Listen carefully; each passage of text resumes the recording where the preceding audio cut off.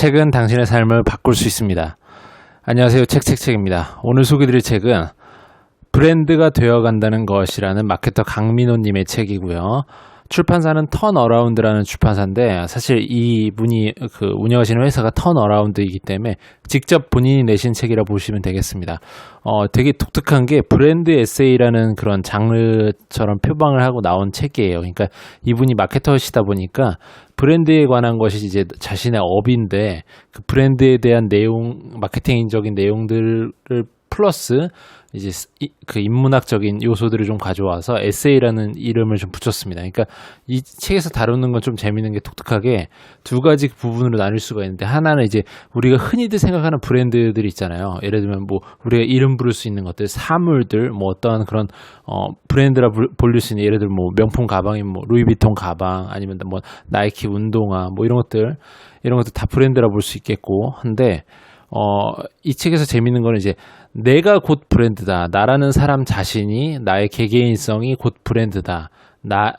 브랜드가 가지는 가장 여러 가지 특징들을 가장 잘 갖추고 있는 것이 어찌 보면 인간이고, 그 중에서도 바로 나라는 자신, 나라는 브랜드를 갖고 나가면서 인생을 더 아름답게 만드는 것이 중요하다는 그런 의미들을 담고 있는, 그런 통찰들을 담고 있는 책입니다. 그래서 읽어보시면 되게 재밌게, 쉽게, 그리고 쭉쭉 부드럽게 읽으실 수가 있고, 이런 책들은 이제 좀 이렇게 그림도 되게 부드럽고 좀 예쁜 그림들, 사파들이 들어가 있으면서 쉽게 읽을 수는 있지만, 페이지도 잘 넘어가지만 또 곱씹어 볼 만한 내용들이 있기 때문에 잘 한번 내 삶의 경우와 나의 배경 지식과 내가 좀 고민하고 있었던 부분들을 이제 짚고 넘어가면서 좀 이렇게 좀 곱씹어 보면서 음미해 보시면서 읽는 것이 좋을 것이라는 좀 생각이 듭니다.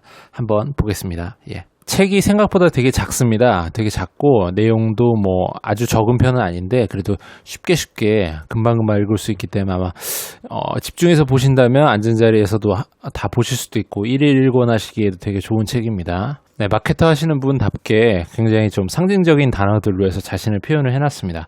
마케터 강민호, 도전이란 단어의 매력을 느낍니다.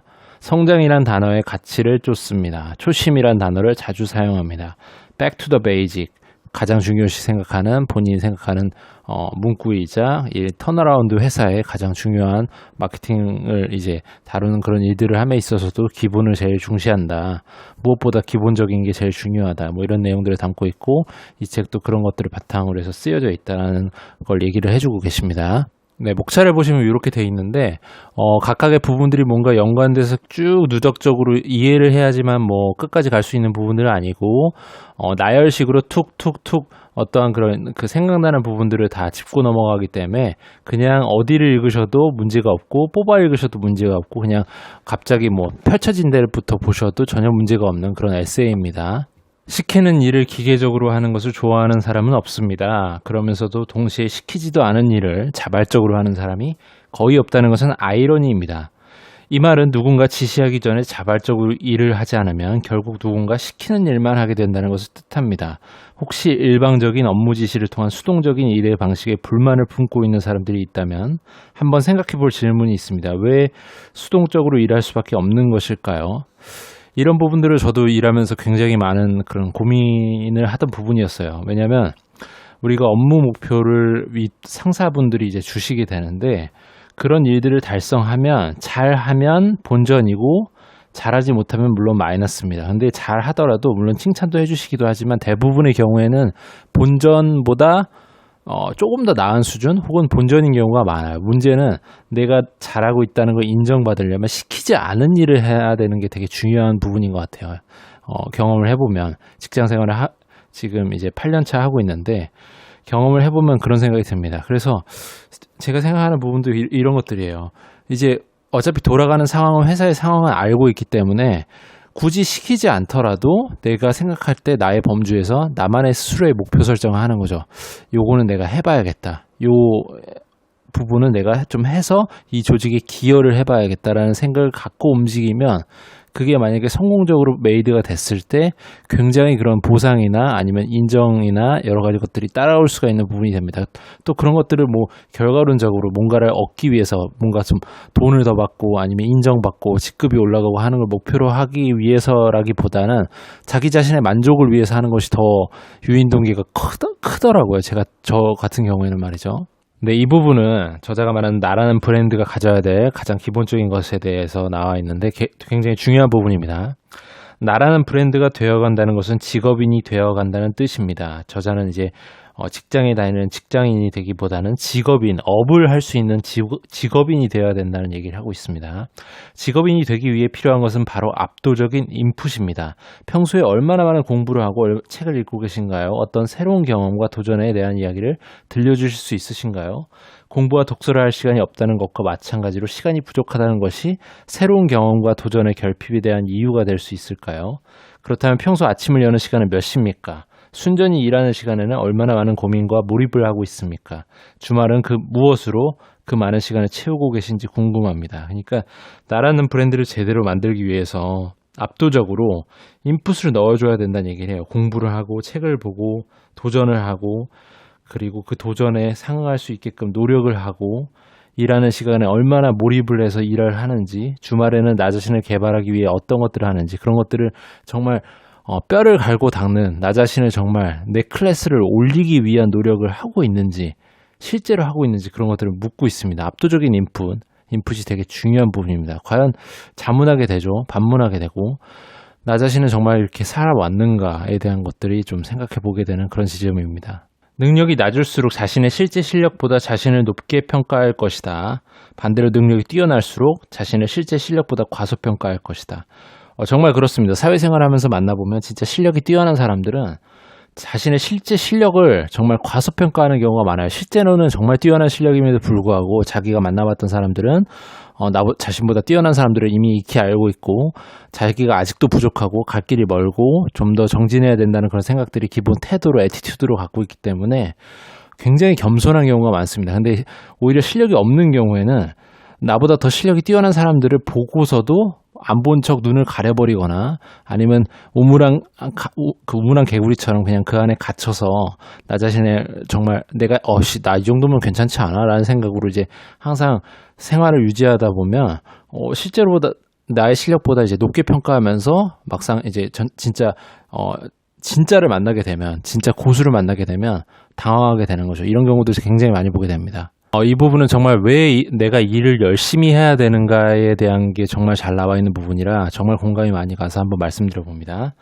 하지만 경력의 순도가 높은 사람들은 스스로 동기부여를 합니다. 이들에게는 따로 동기를 부여할 필요가 없습니다. 왜냐하면 지금 이 장소에서 이 일을 하고 있다는 것 자체가 본인 스스로의 선택이라는 사실을 잘 알고 있기 때문입니다. 정상적인 경우라면 이보다 더 큰 동기부여는 없습니다. 현재의 상태를 선택한 이유가 분명할 테니까요. 그쵸. 우리가 직장을 다닐 때 내가 지금 예를 들면 뭐 운전하는 일을 한다고 쳐요. 그럼 내가 운전하는 이 일을 하는데 이 일을 하기 위해 이 일을 하게 된 건 내가 선택한 것이고 내가 지금 이 시간에 이 순간에 이것을 하는 것 외에는 다른 걸 할 수가 없습니다. 사실상 그렇기 때문에 정말 몰입을 해야 돼요. 몰입을 하지 않으면 오히려 내 인생을 낭비하게 됩니다. 차라리 내가 방향이 틀렸다고 생각되면 그걸 그냥 하지 말아버리고 다른 쪽으로 방향을 잡아야지 내가 하고 있는 그 순간만큼은 무엇보다도 집중을 하는 것이 내 인생을 온전히 살아가고 조금 더 나를 행복하게 만드는 그런 길이 되지 않을까라는 생각을 정말 강하게 해봅니다. 네, 이 부분은 이제 저자가 학력이 좀 부족한 상황에서 이런 뭔가 공부에 대한 그런 결핍이 좀 있었는데 그런 것들을 이제 해소하기 위한 방식으로 이제 책을 많이 봤다는 얘기가 나오면서 이 열등감과 결핍이 얼마나 중요한 것인가라는 데에 대한 얘기가 나와 있어서 한번 보겠습니다. 일종의 복수심 같은 독한 마음으로 20살 때부터 시작한 독서는 그로부터 거의 20년이 다 되어가는 지금까지 꾸준히 하루에 한 권의 책을 읽게 만들어준 힘이 되었습니다. 하루에 한 권의 책을 읽으신답니다. 대단하죠. 덕분에 더 넓은 세상의 생각들을 엿볼 수 있게 되었고 깊이 사색하는 즐거움도 배우게 되었습니다. 굳이 이런 이야기를 꺼내는 이유는 제가 특별하다거나 하는 것을 드러내기 위해서가 아닙니다. 결핍의 힘이 가지는 가능성을 함께 나누기 위해 저의 지난 일들의 경험을 회상해 보는 것입니다. 열등감이란 감정의 원천은 무엇일까요? 그것은 결핍입니다. 무언가 부족할 때 그리고 결핍의 단서가 어떤 집단이나 대상에 대한 상대적인 것일 때 열등감은 증폭됩니다. 그리고 열등감을 만들어내는 결핍에는 두 가지 종류가 있는데 하나는 나를 성장시키는 결핍과 다른 하나는 나를 무너뜨리는 결핍입니다. 그래서 여기서 말하는 열등감은 열등감의 원천은 결핍인데 이러한 결핍은 어떤 사람에게 있어서 자신을 성장하게 만드는 계기가 되는 것도 있는 반면에 또 하나는 이제 완전히 그런 열등감 때문에 나를 더 안 좋은 쪽으로 상황을 몰고 가는 그런 나를 무너뜨리는 결핍이 있다는 얘기를 해주고 있습니다. 우리가 결핍을 대할 때, 열등감을 대할 때도 잘 한번 고민을 해봐야 돼요. 이 열등감이 나의 정신 상태와 나의 그런 노력과 나의 행동력이 이 열등감을 기초로 불을 지펴서 내 안에 열정을 지펴서 더 나은 쪽으로 나의 상황을 몰고 갈 수 있게 하는 그런 원동력이 되게끔 하는 그런 마중물이 되는 것인가의 문제인가를 볼 때 그렇게 되면 참 좋겠지만 만약에 그렇지 않을 때는 이런 것들을 빨리 떨어버려야 돼요. 이런 결핍이나 열등감이 자격지심이 되지 않도록 빨리 떨어버려야 되는데 대부분의 경우에 결핍은 굉장히 중요한 요소가 된다는 얘기를 해주고 있습니다. 언제 한번 TV를 봤을 때 예전에 그 연예인 중에 신동엽이라고 다들 아실 텐데 신동엽님께서 그런 얘기를 하신 적이 있었어요. 이제 개그맨으로 너무 뛰어나고 그런 개그맨 코믹적인 요소에서 정말 천재적인 분이신데 신동엽 씨는 정말 내가 성공을 많이 하고 신동엽 씨가 이제 성공을 많이 하고 돈을 많이 벌고 해서 이제 풍요로워졌잖아요, 삶이. 그런 상황에서 이제 자식들을 낳는데 자식들이 풍요로운 나의 가정 형편 때문에 나의 가정 그런 환경 때문에 내가 물려주는 가정 환경 때문에 자식들이 결핍이 없을까봐 굉장히 그게 고민이 많이 된다 하는 얘기를 한 적이 있었어요. 그러니까 그 부분이 되게 공감이 많이 가더라고요. 그러니까 신동엽 같은 사람도 결핍을 통해서 이제 성공을 했다고 본인 스스로 얘기를 하는데 나는 결핍을 통해서 성공을 했지만 내가 풍요로워진 상황에서 내 자식들은 결핍이 없을까봐 고민이 되고 걱정이 된다는 얘기를 하는 게 굉장히 솔직하게 많이 느껴졌고 공감이 되게 많이 됐던 부분이었습니다. 리더가 굉장히 중요하고 그리고 브랜드는 리더를 많이 닮는다는 얘기를 해주고 있는데 애플이라고 하면 무엇이 떠오르시나요? 또 왜 그 단어를 떠오르게 되었나요? 테슬라라고 하면 생각나는 단어가 있나요? KFC를 생각하면 어떤 이미지가 연상되십니까?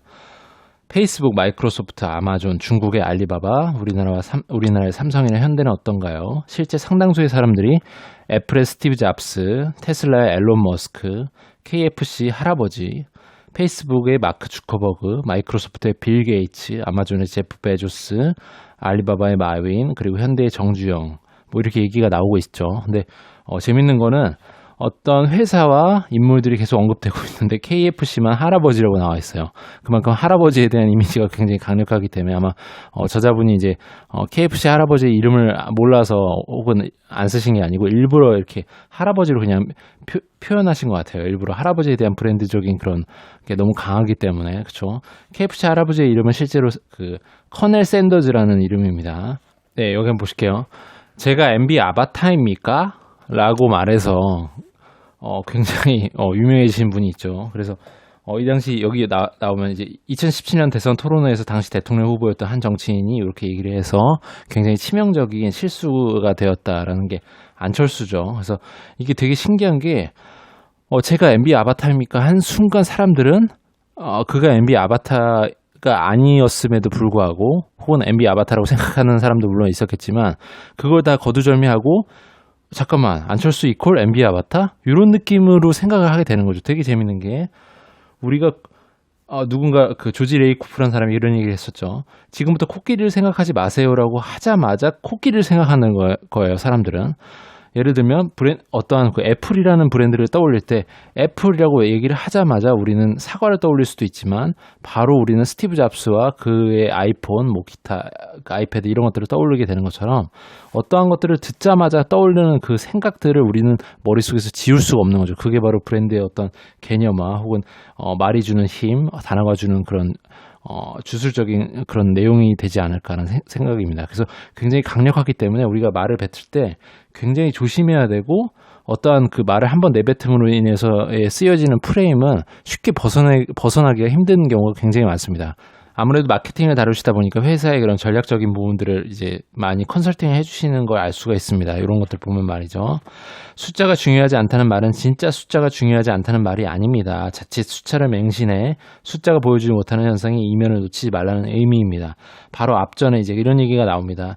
어떠한 경영자들 보면 이제 직감과 그런 뭐 직관에 의해서 이제 결정을 많이 내리는 경영자들 중에 보면 나는 숫자가 중요하지 않아요. 숫자는 중요한 것이 아닙니다. 숫자 이면에 무언가를 봐야 됩니다. 뭐 이런 얘기를 한다는데 저자는 오히려 반대로 이제 숫자가 중요하지 않다는 사람들 중에 정말 뛰어난 사람들은 이미 숫자를 제대로 보고 정말 숫자를 통해서 빠르게 파악하고 볼 줄 아는 사람들인 경우에는 문제가 없는데 많은 경우에 이제 숫자조차 기본적인 것조차 회계나 기타 재무적인 것들에 대한 숫자를 보고받을 때 그런 것들을 제대로 그 위험성을 인식하지 못하는 그런 기본이 안 된 경영자가 많다라는 그런 경고를 하고 있는 내용입니다.